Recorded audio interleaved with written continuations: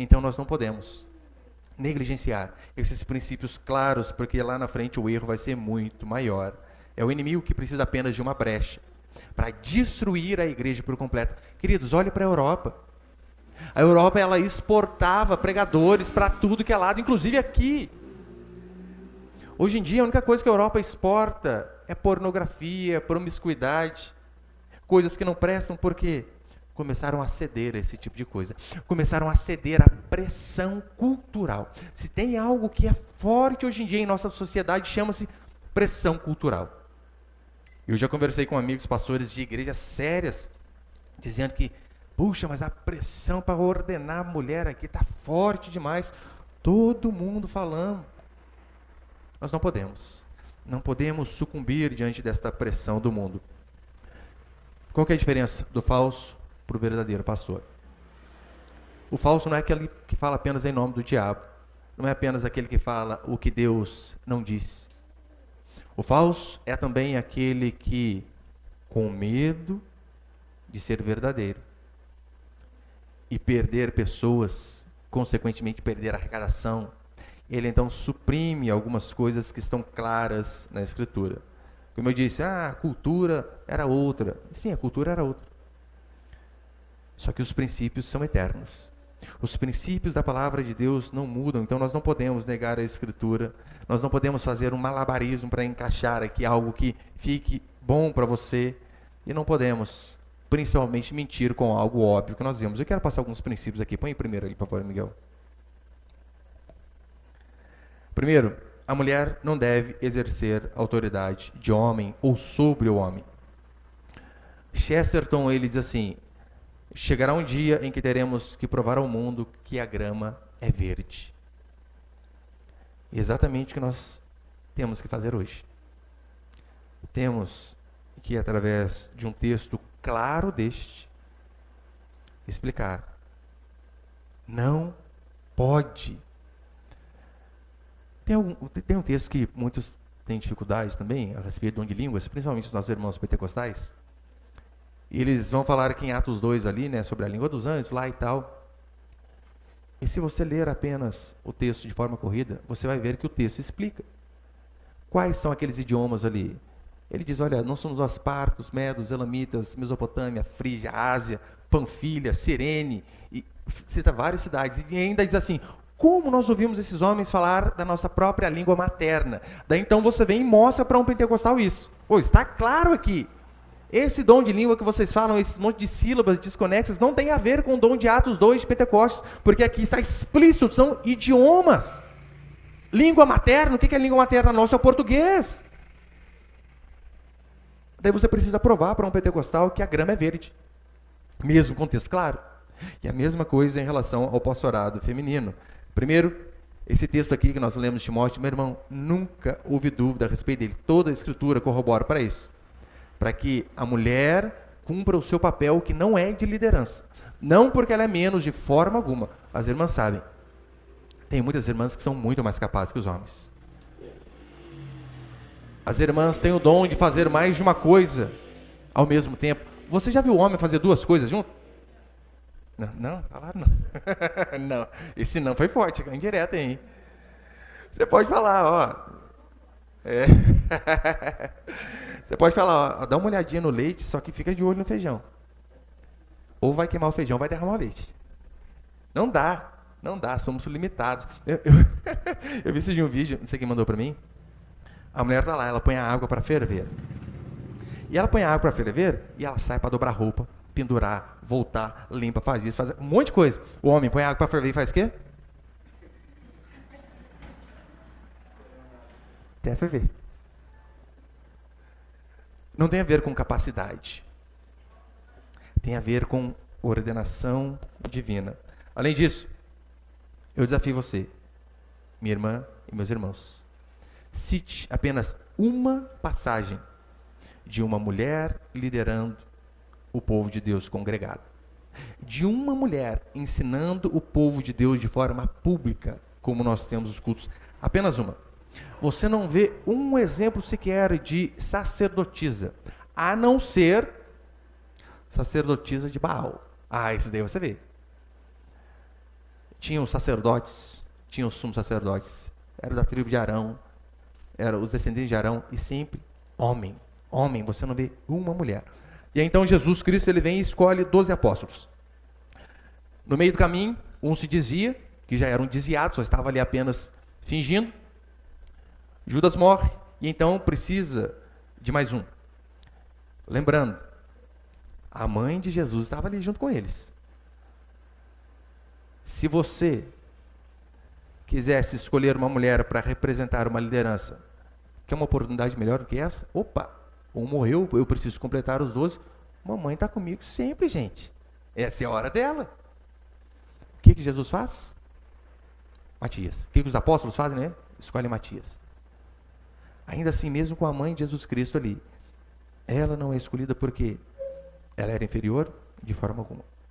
Ela não foi escolhida porque Deus não incumbiu as mulheres de liderarem. Você não vê um exemplo sequer. Ah, pastor, mas isso era daquela época. Não, não era. Como eu disse, o princípio se mantém.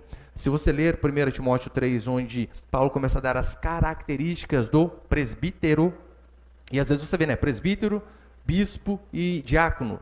Por mais que são termos diferentes, eles são intercambiáveis, um faz a função do outro e significa a mesma coisa. Bispo, presbítero e diácono é a mesma coisa, pastor, mesma coisa. Então você vê ele dando as características ali, ele começa dizendo assim: marido de uma só mulher. Eu sei que aqui tem uma polêmicazinha, né, do tipo, será que é alguém de segundo casamento ou alguém que tem uma mulher só? Mas independente disso, não é o meu tema hoje, mas repare, marido de uma só mulher. Então ele teria que ter usado, né, mulher de um só marido. Mas não apenas marido de uma só mulher. E eu sei que quando eu falo isso, os exemplos que as pessoas sempre me dão é o seguinte: pastor, mas calma aí, a Escritura fala sobre Raquel, né? Não a minha, sobre a Raquel da Escritura. Raquel era pastora, pior que a única pastora que tem é a Raquel. Daí você vai lá ler. Gente, ela era pastor de bicho, de animal, de ovelha. Então quando alguém dá esse argumento, eu falo, meu Deus do céu. Pelo menos é um argumento um pouco mais inteligente, cite Débora. É outro argumento. Ai, Débora. Débora não era sacerdotisa. Débora era juíza. E ainda assim, mesmo sendo uma juíza, julgando o povo vai para a guerra. E ela diz assim: eu vou para a guerra. Por quê? Porque não tem homem aqui, mas para vocês vai ser vergonha. A única passagem que tem uma mulher liderando, não de forma eclesiástica, mas liderando o povo, é uma juíza, e ela ainda diz: será vergonha para vocês. Meu Deus, não é possível. Entra aqui, muçulmano aqui, explode eu. O que a gente faz no domingo? No domingo tem que vir outro irmão pregar. Explode o outro. Mas calma aí. Vai ter que colocar uma mulher com esse tanto de homem aqui. Imagina a vergonha que seria para a congregação. Um amigo meu, na igreja dele, uma vez ele me disse, né? Pastor, mas eu não posso colocar minha esposa para pregar. Nem quando eu tiver de serviço, que ele era militar, né? Ficava de serviço e tal. Tem quantas pessoas na sua igreja? Já tem umas 50. Eu não tenho um homem. Um só. Você não consegue pegar um homem para abrir a Escritura no Salmo 119 e lê-lo bem lentamente. Vai dar uns 35 minutos de pregação. Você não consegue achar? Um homem. Oh, cambada de homem frouxo que a gente vê hoje em dia. Que não assumem a posição. Então, Débora era juíza. E olha os argumentos contrários que eles dão. Eles dão o seguinte argumento. Olha, primeiro, Paulo era machista, judeu, sexista, e um monte de coisa, misógino. E eles dizem assim, olha, é uma passagem polêmica, como eu falei. Daí, por conta disso, eles fazem o quê? Eles não debatem sobre o assunto. Mas se você toma partido, eles xingam você. Xingam você, você não pode falar isso. Além disso, historicamente, você não vê, até 1850, nenhuma pastora. Você não vê dúvida, até 1850, a respeito desse texto aqui, não permite que a mulher ensine. Aí, então, coincidentemente, nessa década, começa a surgir a primeira onda feminista. Então, o feminismo começa a vir devagarzinho, cavando, e então, depois de algumas décadas, eles já começam a pensar, será que é isso aqui que Paulo está dizendo mesmo? Quase 1900 anos, sem nenhuma dúvida. O feminismo entra, então, começam as dúvidas. Põe ali, por favor, o que o Wayne Grudem diz.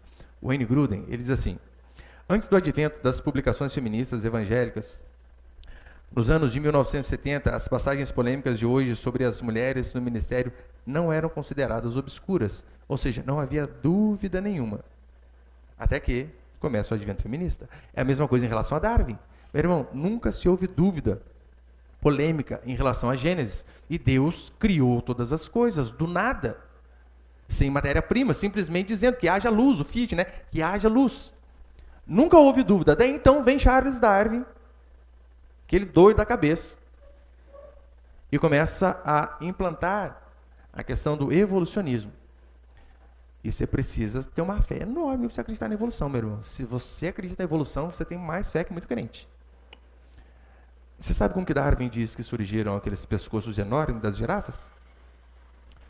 É que ele estava lá observando e ele percebeu que os animais começaram a comer, né, as plantas que estavam mais baixas, e então tinha que começar a dar aquela esticadinha para comer a do alto. Esticava mais, ficou aquele pescoção. Fala se não tem que ser muito inteligente para acreditar num negócio desse. Ou melhor, né? Microfonia, né? Baixa só um pouquinho do lado de fora. Abaixou aí? Tá bom, deixei para isso melhor. Então não havia dúvida em relação a isso daí. Agora, quando nós tratamos de assuntos como esse, que não são polêmicos, meu irmão, não são. Você fala bem, pastor, o que é um assunto polêmico? Escatologia. Escatologia, até hoje, eu tenho várias dúvidas. Amilenismo, pré-milenismo, pós-milenismo, pré-milenismo clássico, um monte de coisa. Tem. Agora, quanto a isso aqui, não há dúvida nenhuma. Lutero, ele dizia, olha, eu não sou polêmico. Eu apenas trouxe aquilo que a Escritura diz. E o que Lutero trouxe? Salvação pela fé. Justamente numa época onde a Igreja Católica cobrava pela salvação. Lutero vem e diz, não, a salvação é de graça. Só que quando nós falamos, olha, não existe mulher liderando, o que eles dizem para nós? Seus polêmicos. Tanta coisa para pregar, tanto hospital para visitar, e vocês preocupados com essas coisas. Não façam isso. A verdade é que muitos pastores são ignorantes. Ignorantes não é no sentido pejorativo, Deus me livre, né? Ignorantes no sentido de não ter o conhecimento básico a respeito de um assunto claro. Muitos são ignorantes. E a maioria, covarde. A maioria, covarde. A maioria até sabe aquilo que é correto, mas tem medo de falar.